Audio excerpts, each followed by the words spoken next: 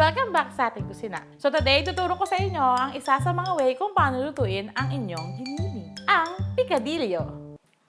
Giniling. Giling pa. Bigay. So tara, simulan na natin. So umpisahan natin ito sa ating mga ingredients. Kailangan natin ng mantika, bawang, sibuyas, kamatis, ground beef or pork, depende sa inyo kung anong gusto nyo, patatas, carrots, toyo, ketchup, ng bell pepper, ng asin, ng pepper, at pasas. So tara, simulan na natin. So first, simulan muna natin sa pag-init ng ating pan. Then, next natin ang mantika. Pag mainit na to, lalagyan na natin ang ating onion, garlic, at tomatoes. Then, hintay lang silang lumambot. So next, lalagyan na natin ang ating ground beef or pork. Tapos, aasinan lang natin ito ng konti at saka ng pepper.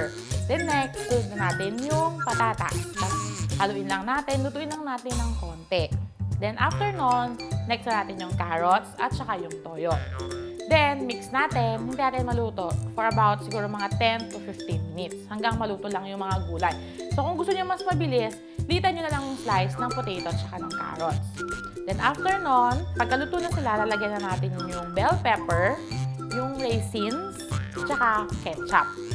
Then, pagka okay na yon, tikman nyo kung i-adjust nyo pa para lalagyan ng toyo or ng pepper or ng asin. Then, after nun, pag medyo dry na siya, ready na siya. So ito, ready na.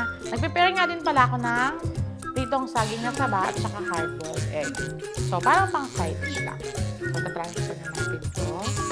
Pero syempre, mga tito, tita, hindi dapat mawawala ang mainit sa kanin. Ito na siya!